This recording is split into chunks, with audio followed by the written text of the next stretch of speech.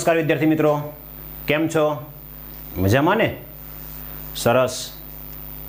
આજે આપણે ધોરણ 6માં ગણિત વિષયની અંદર એક નવા પ્રકરણની શરૂઆત કરવા જઈ રહ્યા છે. અગાઉ આપણે 1 થી 3 પ્રકરણનો અભ્યાસ કર્યો. આજે આપણે ચોથું પ્રકરણ ભૂમિતિના પાયાના ખ્યાલોનો અભ્યાસ કરવાનો છે. તો વિદ્યાર્થી મિત્રો, ભૂમિતિની અંદર જે તમારો બેઝિકની જે શરૂઆત છે એ અહીંથી તમારે થાય છે.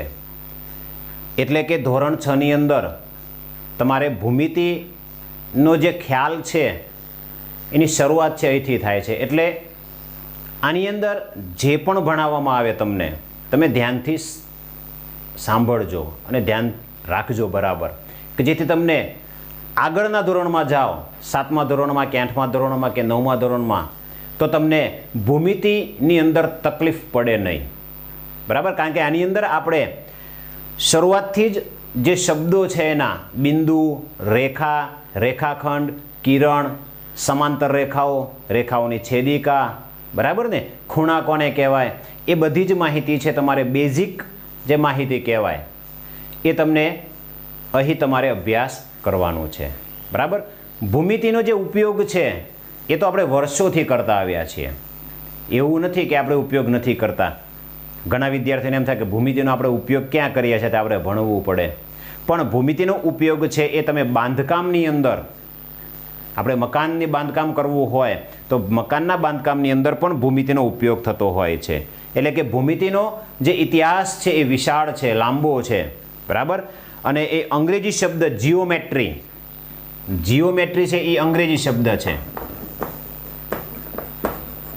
બરાબર ને? એટલે કે જીઓમેટ્રી એ ગ્રીક ભાષાનો શબ્દ છે. બરાબર? કે જેનો છે જીઓમેટ્રોન અર્થ થતો હોય છે. જીઓ એટલે કે પૃથ્વી અને મેટ્રોન એટલે કે અર્થ, પૃથ્વીના માપન, એવો એનો થાય છે. પ્રાચીન સમયમાં મોટા ભાગે કળા, સ્થાપત્ય અને માપનમાં ભૂમિતિનો ઉપયોગ થતો હતો. પહેલાંના સમયમાં છે ને આનો જે ભૂમિતિનો ઉપયોગ છે એ શેમાં? તો કળા અને સ્થાપત્ય, બરાબર, સ્થાપત્યના નમૂનાઓ આપણે જોઈએ છે. પછી એની અંદર ઉપયોગ થતો, જમીનની હદ નક્કી કરવા માટે પણ ભૂમિતિનો ઉપયોગ કરવામાં આવે છે. ભવ્ય મહેલોના બાંધકામ કરવાના હોય, કે કીર્તિ મંદિરો બાંધવાના હોય, કે તળાવો બાંધવાના હોય, કે મોટા મોટા ડેમ બાંધવાના હોય વિદ્યાર્થી મિત્રો, તો એની અંદર પણ જે પાયામાં છે એ ભૂમિતિ રહેલું છે. ભૂમિતિ છે એની ગણતરી કરી અને પછી જ એનું જે બાંધકામ છે એ કેવી રીતે કરવું એ નક્કી કરવામાં આવતું હોય છે. એટલે કે દરેક પ્રકારની કળાની રચનાઓમાં માપન, સ્થાપત્ય, ઇજનેરી અને કપડાં પરની ડિઝાઇનમાં પણ ભૂમિતિનો ઉપયોગ થાય છે. આપણે જે ડિઝાઇનર કપડાં પહેરીએ છીએ એની અંદર પણ ભૂમિતિનો ઉપયોગ થતો હોય છે. બરાબર? પછી તમે જુદા જુદા પ્રકારની વસ્તુઓ છે, પેટી, ટેબલ, ચોપડી, આપણે ઘણી બધી વસ્તુ આજુબાજુ જોઈએ છે. તમારા ઘરની અંદર કબાટ છે તો કબાટની અંદર પણ ભૂમિતિનો ઉપયોગ કરવામાં આવતો હોય છે. તમે જે નાસ્તા માટે શાળામાં લઈ જાઓ છો ડબ્બો, બરાબર ને, દડો છે એ તમે જે રમો છો એ, તો દડો પણ એક પ્રકારનો ભૂમિતિનો આકાર જ છે. બરાબર? તમે જે કંપાસ લઈ જાઓ છો એ કંપાસ પણ એક ભૂમિતિનો આકાર દર્શાવે છે. તો આ બધી જ વસ્તુઓ છે જુદા જુદા આકારને આપણને જોવા મળે છે. એનો ઉપયોગ પણ આપણે કરીએ છીએ. પછી માપપટ્ટી તમે લખો છો એ પેન્સિલ, બરાબર, એ બધું સીધી હોય છે. જોયું ને, માપપટ્ટી કેવી હોય? સીધી. પેન્સિલ કેવી હોય? સીધી. પછી બંગડી કેવી હોય? તો વર્તુળાકાર હોય છે. રૂપિયાનો સિક્કો કેવો છે? તો વર્તુળાકાર છે. દડો કેવો છે? તો ગોળ છે. તો આ ભૂમિતિના પાયાના આકારો છે એની અંદર બધા વિદ્યાર્થી મિત્રો. તો અહીં આપણે શરૂઆત છે એ બિંદુથી કરવાની છે કે ભાઈ બિંદુ કોને કહેવાય. બરાબર ને? કે ભાઈ બિંદુ છે એ ભૂમિતિનો પહેલો જ છે કે બિંદુ. તો બિંદુ કોને કહીશું આપણે? તો તીક્ષ્ણ અણીવાળો એક કાગળ, તમારે કાગળ લેવાનો છે અને એ કાગળ ઉપર એકદમ તીક્ષ્ણ અણીવાળો કોઈ પદાર્થ હોય એનાથી તમારે ટપકું કરવાનું છે. તો તમે જોશો તો આ રીતે આપણને ટપકું થતું જોવા મળે છે. તમે જોઈ શકો છો તીક્ષ્ણ અણીવાળો જે ભાગ છે એ ટપકું જેટલું વધુ નાનું બનશે, જે જોઈ ન શકાય તેવું ઝીણું બારીક ટપકું બિંદુનો ખ્યાલ આપે છે. બિંદુનો ખ્યાલ કોણ આપે? તો સૌથી નાનામાં નાનું ઝીણું ટપકું હોય, બારીક એકદમ, જે બિંદુનો ખ્યાલ આપે છે. તો અહીંયા આપણે વિદ્યાર્થી મિત્રો બિંદુનો ખ્યાલ આપવા માટે તમારી કંપાસની અંદર જુદા જુદા સાધનો છે, એમાં એક ડિવાઈડર આવે છે. બરાબર. એ ડિવાઈડરના તમે જે અણીવાળો જે ભાગ જુઓ છો વિદ્યાર્થી મિત્રો, એ અણીવાળો જે ભાગ જે દેખાય છે તમને છેક છેડે, એ એક બિંદુ છે. શું છે? એક બિંદુ દર્શાવે છે. એ જ રીતે પરિકરની અંદર પણ તમે જોઈ શકો છો કે પરિકરની અંદર એક ભાગ છે એ આપણે અણીવાળો હોય છે.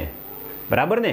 તો આ જે અણીવાળા જે ભાગથી તમે જે કાગળ ઉપર બરાબર જે ટપકું કરો છો, બરાબર ને, તો એ બિંદુ દર્શાવે છે. બરાબર. ત્યાર પછી તમે પેન્સિલની મદદથી આપણે પેન્સિલનો જે અણીવાળો ભાગ છે એ તમે જોઈ શકો છો કે પેન્સિલને એકદમ અણીવાળો ભાગ હોય અને એનાથી તમે કાગળ ઉપર ટપકું કરો, બરાબર ને, તો એ બિંદુ છે. બિંદુ છે ને, તો બિંદુ એટલે કે ટપકું સ્વરૂપે હું અહીંયા ટપકું કરું છું તો આ બિંદુ કહેવાશે. અહીંયા પણ હું ટપકું કરું છું તો આ એ બિંદુ કહેવાશે. બરાબર. એટલે કે બિંદુની એવી કોઈ ચોક્કસ વ્યાખ્યા નથી. એટલા માટે બિંદુ છે એ અવ્યાખ્યાયિત પદ છે. બરાબર ને. એટલા માટે આપણે કહી શકીએ કે બિંદુ એ શું છે? અવ્યાખ્યાયિત પદ છે. એટલે કે નાનામાં નાના બિંદુને, નાનામાં નાનું જે ટપકું છે એ નાનામાં નાના ટપકાને આપણે બિંદુ તરીકે ઓળખીએ છીએ. અને આ દરેક બિંદુને ઓળખવા માટે એનું નામ પણ કરવામાં આવે છે, નામ પણ આપવામાં આવે છે. તો એ બિંદુઓને ઓળખવા માટે, કારણ કે આ કયું બિંદુ છે ઓળખવું હોય તો આપણે નામ લખી શકીએ ભાઈ બિંદુ એ, બિંદુ બી, બિંદુ સી. તો લખવું હોય તો આ રીતે લખી શકીએ બિંદુ એ, બરાબર, બિંદુ બી અને બિંદુ સી. તો તમને એમ પૂછવામાં આવે કે ભાઈ બિંદુ એ ક્યાં છે, તો તરત તમે નામ ઓળખી શકો. બિંદુ એ છે, આ બિંદુ છે. બિંદુ બી ક્યાં છે તો તરત કહેશો કે આ બિંદુ બી છે. બિંદુ સી ક્યાં છે તો તરત કહેશો કે બિંદુ સી છે. તો આ રીતે વિદ્યાર્થી મિત્રો આપણે બિંદુઓને દર્શાવવા માટે ABCDના અક્ષરોનો ઉપયોગ કરીએ છીએ. એથી શરૂ કરીને ઝેડ સુધીના તમામ અક્ષરો કેપિટલમાં આપણે લખી શકીએ છીએ. તો આ રીતે બિંદુ છે એ જેટલા, એટલે કે ટપકા જેટલું બારીક એટલું બિંદુ આપણે એને સ્વરૂપે દર્શાવી શકાય છે. તો આ રીતે વિદ્યાર્થી મિત્રો બિંદુને આપણે ઓળખવા માટે ફક્ત એટલું કહી શકીએ કે જેટલું નાનું ટપકું હોય, બરાબર, એ બિંદુ તરીકે ઓળખાય છે. બરાબર. અહીંયા તમને પ્રયત્ન કરો આપ્યું છે કે જેની અંદર તમારે આ પ્રયત્ન કરો તમારી જાતે કરવાનો રહે છે. ત્યાર પછીની વાત છે રેખાખંડ. વિદ્યાર્થી મિત્રો બિંદુ છે અવ્યાખ્યાયિત છે. હવે બિંદુ શીખી ગયા પછી રેખાખંડની આપણે વાત કરીએ. બરાબર ને. બીજો જે ભાગ આવે છે, બીજો જે શબ્દ છે એ રેખાખંડ આપણે ઉપયોગ કરવાનો છે. હવે તો બિંદુ વિશે ખ્યાલ આવી ગયો વિદ્યાર્થી મિત્રો કે ફક્ત ટપકું હોય નાનામાં નાનું, બરાબર, એને બિંદુ કહેવામાં આવે છે. બિંદુને દર્શાવવા માટે આપણે અંગ્રેજી મૂળાક્ષરોમાં, એટલે કે કેપિટલ એ થી શરૂ કરીને ઝેડ સુધીના અક્ષરો વડે દર્શાવી શકાય છે. બિંદુને દર્શાવવું ફરજિયાત છે, દર્શાવવું પડે. બરાબર. હવે આપણે રેખાખંડ વિશે વાત કરીએ કે ભાઈ રેખાખંડ કોને કહેવાય. તો વિદ્યાર્થી મિત્રો તમારી જોડે કાગળ છે, બરાબર ને. એ કાગળ છે, એ કાગળને તમે આ રીતે વાળી દેશો. બરાબર. જો હું તમને વાળીને પ્રયત્ન બતાવું છું કે એને વાળવાથી શું થાય છે, તો આ કાગળ છે એને હું આ રીતે વાળી દઉં છું. વાળી અને એક વચ્ચે ઘીસી પડી જશે, આપણે તરત દેખાશે. બરાબર ને. તો આ કાગળને વાળવાથી તમે જોઈ શકો છો કે વચ્ચે શું દેખાય છે આપણને? એક રેખાખંડ જેવું આપણને દેખાય છે. એટલે કે કોઈક લીટી દેખાય છે. કાગળ છે, બરાબર. આ કાગળને વચ્ચેથી આ રીતે વાળી દીધું એટલે આ રીતે એક ઘટ લીટી થઈ જાય છે. તો એ જ રીતે તમે પેલો દોરો જોયો હશે. દોરાને તમે છેડેથી આમ ટાઈટ પકડો, દોરો છે ટાઈટ પકડો ત્યારે પણ એ શું થઈ જાય છે? એક પ્રકારનું માપ દર્શાવે છે, આટલા સુધીનું. તો આ તમે જોઈ શકો છો અહીંથી એ સુધીનું માપ દર્શાવે છે. દોરો પણ તમે જોશો તો એ પણ અમુક સુધીનું જ માપ દર્શાવે છે. પછી તમે જોઈ શકો છો ફૂટપટ્ટી છે મારી જોડે. તો ફૂટપટ્ટીની ધાર છે અહીંથી શરૂ કરી અને આટલા સુધી છે. આ ફૂટપટ્ટી છે એની ધાર છે અહીંથી શરૂ કરી આટલે સુધી છે. બરાબર ને. તો આ પણ એક બે બિંદુ જે છે એના વચ્ચેનું જે માપ છે. બરાબર ને. એટલે કે રેખાખંડ એ બે બિંદુ વડે દર્શાવવામાં આવે છે. શેના વડે દર્શાવવામાં આવે છે? બે બિંદુ વડે દર્શાવવામાં આવતું હોય છે. એટલે કે રેખાખંડને બે અંત્ય બિંદુ હોય છે. તો આપણે આ બે બિંદુઓ લખી દીધા, એ અને બી. હવે આ એ અને બી બંને બિંદુઓને જો જોડવામાં આવે તો શું બની જશે? રેખાખંડ થઈ જશે. શું થઈ જશે? રેખાખંડ. એટલે વિદ્યાર્થી મિત્રો રેખાખંડને વ્યાખ્યાયિત કરવો હોય તો આપણે કહી શકીએ કે ભાઈ રેખાખંડને બે અંત્ય બિંદુઓ જોવા મળે છે, બરાબર. આપણે ઘણી વખતે રસ્તો છે એ આપણે આ જગ્યાએથી આ જગ્યાએ પહોંચવું હોય તો અલગ અલગ રસ્તો આ રીતે હોઈ શકે છે, બરાબર. આ રીતે પણ જઈ શકે, અહીંથી આમ જઈ શકે, અહીંથી આમ પણ જઈ શકે, પણ અહીંયા સીધો રસ્તો કયો છે? તો આ જે સીધો રસ્તો બને છે એ રેખાખંડ વચ્ચે ક્યાંય વળાંક હોતો નથી, એને રેખાખંડ આપણે કહીશું. એટલે કે એ અને બીને સાંકળતો સૌથી ટૂંકો માર્ગ કયો છે? તો આપણે આ કહી શકીએ કે રેખાખંડ AB છે એ ટૂંકો માર્ગ છે. હવે એને દર્શાવવા માટે શું કરીશું? આ જે રેખાખંડ AB છે એને મારે દર્શાવવો હોય તો એને સંકેતિક ભાષામાં દર્શાવવો હોય તો રેખાખંડ આ રીતે રેખાખંડ ઉપર દોરવો પડે, રેખાખંડ AB. તો વિદ્યાર્થી મિત્રો રેખાખંડને દર્શાવવા માટે આપણે, કારણ કે રેખાખંડનું જે માપ છે એ નિશ્ચિત છે કે ભાઈ એની લંબાઈ નિશ્ચિત છે કે ભાઈ એથી શરૂ કરીને B સુધી જ, બિંદુ એથી શરૂ કરી અને B સુધીનું જે માપ છે એ રેખાખંડ કહેવાય, બરાબર. અને એને દર્શાવવા માટે આપણે રેખાખંડ AB વડે દર્શાવાય છે. ચલો અહીંયા એક બીજો એક રેખાખંડ હું દોરું છું કે જેનું નામ આપી દઉં છું PQ. હવે આની વચ્ચે ઘણા બધા બિંદુઓ છે વિદ્યાર્થી મિત્રો. આ જે રેખાખંડ છે એની વચ્ચે ઘણા બધા બિંદુઓ છે. અહીંયા હું R આપી દઉં, અહીંયા હું S આપી દઉં. સમજો વિદ્યાર્થી મિત્રો. તો આને મારે નામ આપવું હોય તો કેવી રીતે આપી શકાય? સંકેતમાં રેખાખંડને આપણે કીધું કે ઉપર લીટો છે એ દર્શાવવો પડે, બરાબર. તો આને મારે નામ દર્શાવો તો રેખાખંડ PQ પણ કહેવાય. જો રેખાખંડ PQ, આને રેખાખંડ PQ પણ કહેવાય. બીજો રેખાખંડ નામ આપવું હોય તો પણ આપી શકીએ, નામ ઘણા બધામાં આપી શકાય છે. રેખાખંડ RS પણ કહી શકાય, એ આટલો ભાગ બતાવે છે, બરાબર. તો રેખાખંડ RS જે આટલો જ ભાગ બતાવે છે, બરાબર. પછી રેખાખંડ SQ પણ કહી શકીએ. આ રેખાખંડ SQ છે જે આટલો જ ભાગ બતાવે છે, તો આટલો જે ભાગ છે એને રેખાખંડ SQ કહીશું, આટલો ભાગ છે એને રેખાખંડ RS કહીશું, આટલો જે ભાગ છે એને રેખાખંડ PR કહીશું, અને આખો જે ભાગ છે એને રેખાખંડ PQ કહેવામાં આવે છે. એટલે કે એને દર્શાવવા માટે ઉપર આપણે રેખાખંડની નિશાની કરવી પડતી હોય છે. તો આ રીતે રેખાખંડની આપણે વાત કરેલી. રેખાખંડ છે એના અંત્ય બિંદુઓ છે, તો આ A અને B ને આપણે અંત્ય બિંદુઓ કહેવામાં આવે છે. તો આ વાત થઈ રેખાખંડની. તો વિદ્યાર્થી મિત્રો રેખાખંડ વિશે ખ્યાલ આવી ગયો, બરાબર. કે રેખાખંડને દર્શાવવા માટે ઉપરની બાજુએ રેખાખંડ દોરવો પડે છે. ત્યાર પછી આપણે વાત કરીએ ત્રીજો, રેખા. રેખા કોને કહેવાય? તો આપણે રેખાખંડ વિશે પરિચિત છે કે ભાઈ નિશ્ચિત અંતર છે. અહીંયા A અને B એ અંતર કેવું છે? નિશ્ચિત છે, આટલું જ અંતર છે. જે રેખાખંડ AB આપણે કહી શકીએ. સંકેતમાં લખવું હોય તો રેખાખંડને સંકેતમાં લખવું હોય તો રેખાખંડ AB તરીકે લખી શકાય. હવે મારે આ જે રેખાખંડ છે એને બંને બાજુએ અનંત સુધી લંબાવવો છે. B છે એને પણ અનંત સુધી લંબાવવું તો મારે આ રીતે દર્શાવવું પડે કે ભાઈ અનંત સુધી જાય છે. A છે એ પણ અનંત સુધી મારે દર્શાવવો છે તો એને પણ આ બાજુ અનંત સુધી મારે દર્શાવો તો આ રીતે દર્શાવી શકાય. હવે આ જે તીરની નિશાનીનો મતલબ શું વિદ્યાર્થી મિત્રો? એ પણ સમજવા જેવું છે કે આ તીરની નિશાનીનો મતલબ શું? કે ભાઈ આ જે રેખાખંડ છે, બરાબર, આ જે ભાગ છે બિંદુ B છે એ અનંત સુધી વિસ્તાર પામે છે, માટે આપણે તીર કર્યું છે એટલે અનંત સુધી વિસ્તાર પામે છે. એ જ રીતે અહીંયા પણ તીર કરીશું મતલબ શું? કે આ જે ભાગ છે એ, બરાબર, એ બાજુ જે છે એ બિંદુ એ બાજુનો ભાગ છે એ અનંત સુધી વિસ્તાર પામેલો છે. તો રેખા છે એને બંને બાજુ અનંત સુધી વિસ્તાર પામેલી હોય છે, એ કોઈ નિશ્ચિત હોતી નથી. રેખાખંડમાં કેવું છે ભાઈ? નિશ્ચિત છે A અને B. જ્યારે રેખા છે એ અનંત સુધી વિસ્તાર પામેલી હોય છે. એને સંકેતમાં કેમ લખાય? તેને સંકેતમાં આપણે લખવું હોય તો સંકેતમાં કેમ લખશું? તો રેખા AB ઉપર આપણે શું કરવું પડે? રેખાની નિશાની કરવી પડે. તો આ રેખાની નિશાની છે, આ રેખાખંડની નિશાની છે, અને આ જે છે એ બિંદુની નિશાની છે. બધી નિશાનીઓ યાદ રાખવાની છે વિદ્યાર્થી મિત્રો.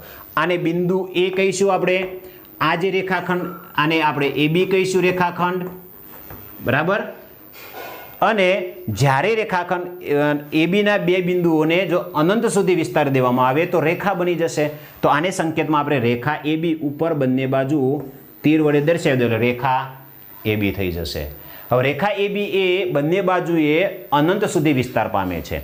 તો આની અંદર પણ ઘણા બધા વચ્ચે બિંદુઓ આવે છે. તો સમજીએ આપણે કે આ એક રેખા છે વિદ્યાર્થી મિત્રો. આપણે AB રેખા લીધી તો આને રેખા AB તરીકે દર્શાવી. હવે આ જે રેખાને આપણે L વડે પણ દર્શાવી શકીએ. તો L વડે દર્શાવી શકાય, M વડે દર્શાવી શકાય, N વડે દર્શાવી શકાય, T વડે જુદા જુદા નામ પણ કહી શકીએ. તો આને આપણે રેખા L પણ કહી શકીએ. શું કહી શકાય? રેખા L. તો આને નામ આપણે L, M, N, રેખા O, રેખા P, રેખા Q, બીજી ABCD જે છે એ બધા જ નામ આપણે આપી શકીએ. પણ અહીંયા મેં ફક્ત L દર્શાવ્યું છે એટલે આ રેખાને બે નામ થઈ ગયા. કેટલા નામ થઈ ગયા વિદ્યાર્થી મિત્રો? બે. એક રેખા L પણ કહેવાય અને બીજું રેખા AB પણ કહેવાય. તો આ જે છે એના બે નામ થઈ ગયા. રેખા AB પણ કહેવાય અને રેખા L પણ કહેવાય છે. બરાબર ને? તો આ રીતે આપણે બે નામ થઈ શકે છે. હજુ આપણે રેખા વિશે જોઈએ વિદ્યાર્થી મિત્રો કે અહીંયા પણ એક રેખા આપેલી છે કે નામ કેટલા થાય, રેખાના નામ કેટલા થાય એ જોઈએ. રેખા PQ આપેલી છે, આનું નામ છે M આપેલું છે, વચ્ચે બિંદુઓ પણ આપેલા છે M અને N. આવા બિંદુઓ બીજા ઘણા હોઈ શકે છે. તો આને આપણે નામકરણ કરવું છે તો કેટલા નામ થાય એના વિદ્યાર્થી મિત્રો? તો પહેલું તો નામ છે કે રેખા M. અહીંયા જો આખી રેખાને M આપેલું છે તો રેખા M કહી શકાય. બરાબર ને? રેખા દર્શાવવા માટે આપણે બે બિંદુની જરૂર પડે તો P અને Q. તો આને રેખા PQ પણ કહેવાય. બરાબર? ત્યાર પછી રેખા PM પણ કહી શકીએ આપણે.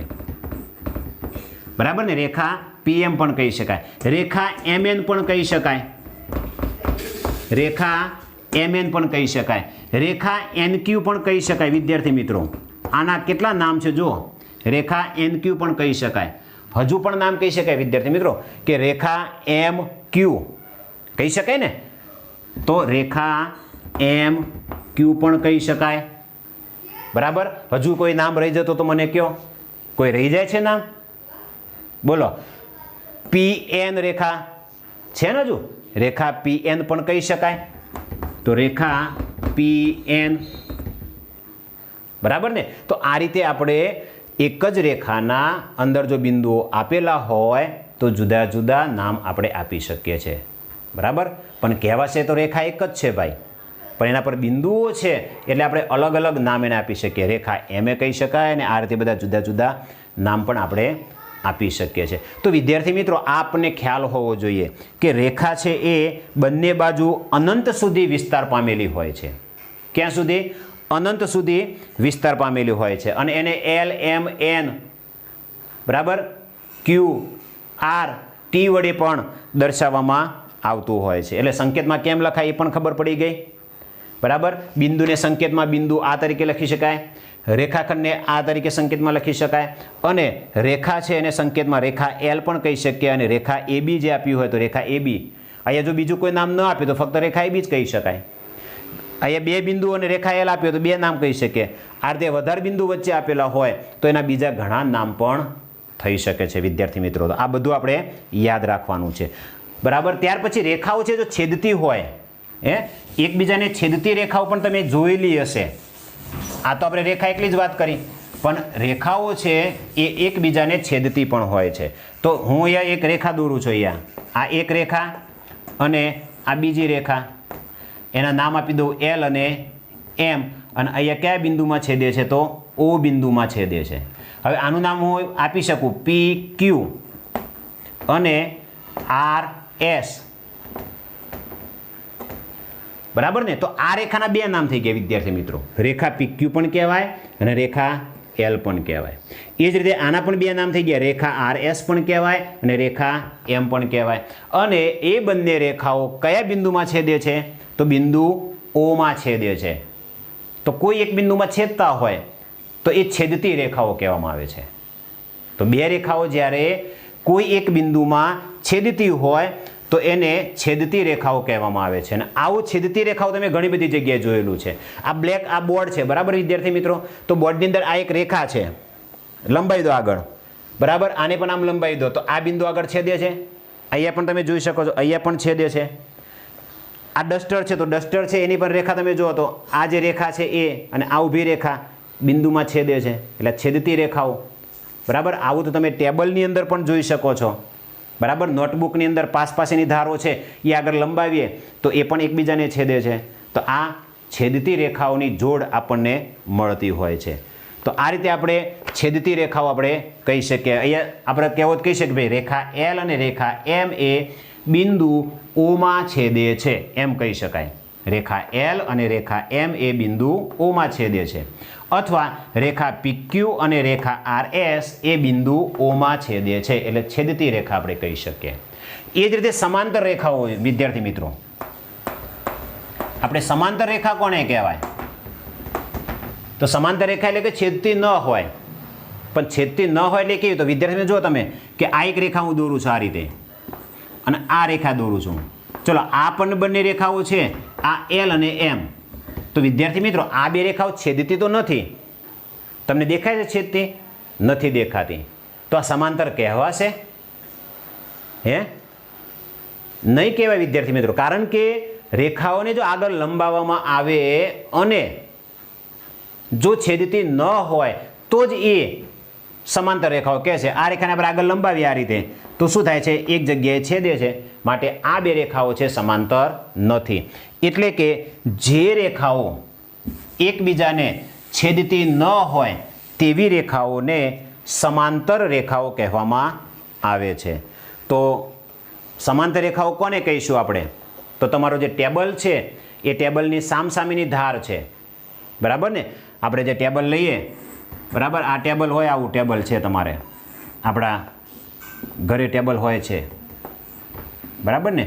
તો આ જે ટેબલ છે એ ટેબલની સામસામેની ધાર, આ ધાર અને આ ધાર બંને કેવી છે? એને આગળ તમે લંબાવશો તો પણ એકબીજાને છેદશે નહીં. એ જ રીતે આ ધાર અને આ ધાર પણ તમે આગળ લંબાવશો તો એકબીજાને છેદશે નહીં. એ જ રીતે ફૂટપટ્ટી છે. તો વિદ્યાર્થી મિત્રો અહીંયા તમે જોઈ શકો છો ફૂટપટ્ટી. તો ફૂટપટ્ટીની ઉપરની ધાર અને નીચેની ધાર તમે ગમે તેટલી લંબાવશો તો પણ છેદશે નહીં. એટલે કે એ બે રેખાઓ વચ્ચેનું અંતર એક સરખું જોવા મળે છે. તો આપણે શું લખી શકીએ સમાંતર રેખામાં? તો જે બે રેખાઓ વચ્ચેનું અંતર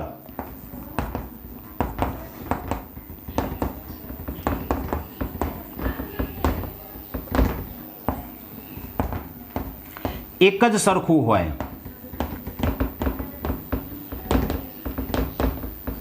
તેને સમાંતર રેખાઓ કહે છે.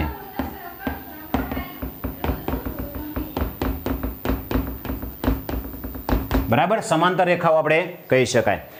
સમાંતર રેખાઓને આપણે સંકેતમાં કેમ લખી શકીએ આપણે?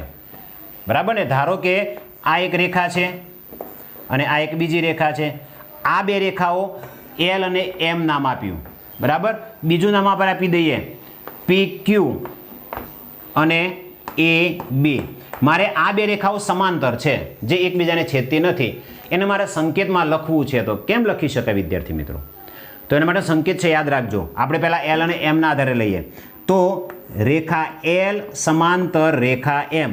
તો બે રેખાઓ સમાંતર હોવા માટે આપણે બે ઊભા લીટાનો ઉપયોગ કરીએ છીએ. આ બે ઊભા લીટાનો મતલબ શું? સમાંતર. તો અહીંયા એલ સમાંતર એમ આપ્યું છે, એનો મતલબ કે રેખા એલ અને એમ બંને સમાંતર છે એમ આપણે કહી શકાય, બરાબર. એ જ રીતે રેખા PQ સમાંતર રેખા AB. તો આ રીતે પણ લખી શકાય. રેખા PQ અને AB એ બંને સમાંતર છે, તો આ ઊભી રીતે આપણે લખી શકીએ. એટલે સમાંતરને દર્શાવવા માટે આપણે આ સંકેતનો ઉપયોગ કરીએ છીએ. તો રેખાઓ સમાંતર હોવા માટેનો સંકેત કયો છે? બે ઊભા લીટા છે એ બે રેખાઓ સમાંતર હોવાની આપણને દર્શાવે છે. તો આ રીતે મિત્રો તમે જોશો તો રેલવેના બે પાટા છે એ તમે જોશો તો બંને વચ્ચે એક સરખું અંતર રહે છે. તો એ સમાંતર રેખાઓ કહીશું આપણે. કઈ રેખાઓ કહીશું? સમાંતર રેખાઓ કહીશું. તો આ રીતે સમાંતર રેખાની આપણે વાત કરી. એક એના પછીની વાત કરીએ, કિરણ કોને કહેવાય? બરાબર, રેખાને આપણે સંકેતમાં કેમ દર્શાવાય એ પણ જોઈ લીધું કે ભાઈ રેખા AB આ રીતે પણ લખી શકાય, રેખા L પણ લખી શકાય. હવે આપણે ચોથી વાત કરવાની છે કિરણ. પછી આપણે ચારોને એક સાથે જોઈએ કે કેવી રીતે દર્શાવી શકાય. તો કિરણ એટલે કે સૂર્યમાંથી આવતા પ્રકાશના કિરણ તમે જોયા હશે વિદ્યાર્થી મિત્રો, બરાબર ને? તો સૂર્યમાંથી આવતા જે પ્રકાશના કિરણો છે એનો ઉદ્ગમ બિંદુ એક છે અને અનંત સુધી એ કિરણ પહોંચે છે. એટલે કે આ જે સૂર્ય છે એમાંથી જે કિરણો નીકળે છે એ આ રીતે સીધા નીકળતા હોય છે, આ રીતે સીધા નીકળતા હોય છે. એટલે કે કોઈ એક ઉદ્ગમ બિંદુથી શરૂ કરી અને અનંત સુધી જાય છે. કોઈ એક ઉદ્ગમ બિંદુથી શરૂ કરી અને ક્યાં સુધી જાય છે? અનંત સુધી જાય છે, બરાબર? એને આપણે શું કહીશું? કિરણ કહેવામાં આવે છે. એટલે આનું નામ મારે લખવું હોય તો એ અને બીજું બિંદુ મારે દર્શાવી દઉં બી. તો આને મારે સંકેતમાં લખવું હોય તો કિરણ એ બી લખી શકું. વિદ્યાર્થી મિત્રો જો અહીંયા જે ઉદ્ગમ બિંદુ છે એ જ મારે પહેલું લખવું પડે. હું કિરણ બી એ ન લખી શકું. આ પૂછાય છે પરીક્ષામાં કે ભાઈ આને કિરણ બી એ લખી શકાય? તો યાદ રાખજો વિદ્યાર્થી મિત્રો, કિરણ બી એ નથી લખી શકાતું, કારણ કે પહેલું જે બિંદુ છે એ એનું ઉદ્ગમ બિંદુ જ લેવાનું છે આપણે. તો આ જ્યાંથી નીકળે છે એનું ઉદ્ગમ બિંદુ છે તો પહેલો આપણે એ જ લેવો પડે. તો અહીંયા કિરણ એ બી તરીકે જ લખીશું આપણે, બરાબર ને? તો એ જ રીતે કોઈ કિરણ આપણને આપ્યું છે આ રીતે પી ક્યુ, તો આને મારે લખવું હોય તો કિરણ પી ક્યુ દર્શાવીશું. તો આને એક જ અંત્ય બિંદુ છે, જે અંત્ય બિંદુ છે એ જ એનો ઉદ્ગમ બિંદુ છે. તો આ કિરણની વાત કરી. એને સંકેતમાં કેવી રીતે દર્શાવાય એ પણ આપણે જોયું, બરાબર? હવે આપણને આકૃતિ ઘણી વખતે પ્રશ્ન છે એ દાખલો પૂછાતો હોય છે આવો કે એમાં ભાઈ કિરણ કયા કયા છે. તો આપણને ખ્યાલ આવવો જોઈએ કે તમને આ રીતે આકૃતિ પૂછે છે, નામ આપેલા છે પી ક્યુ આર અને એસ. તો વિદ્યાર્થી મિત્રો આપણને પૂછે કે આમાંથી ભાઈ કિરણ કયા કયા છે, તો આપણે કિરણ ક્યુ પી લખી શકીએ કારણ કે ક્યુથી શરૂ થાય. કિરણ ક્યુ એસ લખી શકીએ, ક્યુથી શરૂ થાય. કિરણ ક્યુ આર લખી શકીએ, ક્યુથી ઉદ્ગમ બિંદુ શરૂ થાય, બરાબર? આને આપણે આર ક્યુ ન લખી શકીએ, આરથી આપણે દર્શાવી શકતા નથી કારણ કે ઉદ્ગમ બિંદુ ક્યુ છે માટે ક્યુથી આર તરફ આવે છે, બરાબર ને? તો આ ખાસ યાદ રાખવાનું છે કિરણ. તો આપણે વિદ્યાર્થી મિત્રો બીજા ઘણા બધા એવા કિરણો ઉદ્ભવતા હોય એવું આપણે જોયેલું છે કે દીવામાંથી નીકળતો પ્રકાશના કિરણ, હાથબત્તીમાંથી નીકળતા પ્રકાશના કિરણ, સૂર્યના કિરણો છે, બરાબર? આ બધા કિરણો આપણને દર્શાવે છે, બરાબર? તો કિરણનું ઉદ્ભવ બિંદુ કયું છે એ ખ્યાલ હોવું જોઈએ. મેં કીધું એમ કોઈ પૂછે કે ભાઈ કિરણ પીક્યુનું કિરણ ક્યુ પીનું ઉદ્ભવ બિંદુ કયું થાય તો ક્યુ, બરાબર? એ જ્યાંથી નીકળે છે. અહીંયા કિરણ એ બીનું ઉદ્ભવ બિંદુ એ થશે, કિરણ પીક્યુનું ઉદ્ભવ બિંદુ પી થશે. તો આ રીતે વિદ્યાર્થી મિત્રો આપણે ઉદ્ભવ બિંદુ છે એ નક્કી કરી શકાય છે અને કેવી રીતે લખી શકાય એ પણ આપણે ખબર હોવી જોઈએ, બરાબર? તો ઘણી વખતે આપણને કિરણો સરખા છે કે નહીં એ પણ આપણે લખે. આને આ રીતે આપ્યું હોય આપણને અહીંયા એ બી અને સી આપ્યું છે તો એ આપણે લખી શકીએ કિરણ એ સી લખી શકીએ અને કિરણ એ બી પણ લખી શકીએ. બંને એક જ થશે, બરાબર? પણ કિરણ બીસી લખીશું તો કિરણ બીસી અને એ બી અલગ થઈ જશે કારણ કે બીથી ઉદ્ગમ બિંદુ શરૂ થાય વિદ્યાર્થી મિત્રો, એથી થતું નથી. પણ અહીંયા કિરણ એ બી, બરાબર, અને કિરણ એસી કિરણ એસી એ બંને એક જ કિરણ થશે. તો જ્યારે પણ પરીક્ષાની અંદર આવો પ્રશ્ન પૂછાય કિરણ વિશે તો આપણને ખ્યાલ હોવો જોઈએ. હવે આપણે વિદ્યાર્થી મિત્રો ચારે ચાર પદ વિશે આપણે અભ્યાસ કર્યો એનો ટૂંકમાં સમજી લઈએ કે પહેલાં બિંદુ વિશે જોયું કે બિંદુ એ ફક્ત માત્ર ટપકું જ છે જેને દર્શાવવા માટે આપણે ABCDમાંથી કોઈ પણ એક મૂળાક્ષર પસંદ કરી શકીએ છીએ, બરાબર? બીજું જોયું આપણે રેખાખંડ જોયું. તો રેખાખંડ એ બે બિંદુઓ, બરાબર, એના બે અંત્ય બિંદુઓ છે એ અને બી, બરાબર? ત્યાર પછી આપણે જોયું રેખા. તો રેખા છે બંને બાજુ અનંત સુધી વિસ્તાર પામે છે, બરાબર? એનું નામકરણ કેવી રીતે થાય પણ જોયું. તો આ અનંત સુધી વિસ્તાર પામે છે એને દર્શાવવા માટે આપણે સંકેતમાં આપણે ઉપર રેખા દર્શાવવું પડે અથવા તો કોઈ નામ બીજું રેખા એલ પણ કહી શકાય. કિરણને એક જ ઉદ્ગમ બિંદુ હોય એટલે કે એક જ અંત્ય બિંદુ છે. રેખાને કોઈ અંત્ય બિંદુ નથી, રેખાખંડને બે અંત્ય બિંદુ હોય છે. આ બધું જ વિદ્યાર્થી મિત્રો આપણે યાદ રાખવાનું છે. તો ખ્યાલ આવી ગયો તમને? કિરણ માં શું ફેર હોય, રેખા કેવું હોય, રેખાખંડ કેવો હોય અને બિંદુ કેવું હોય.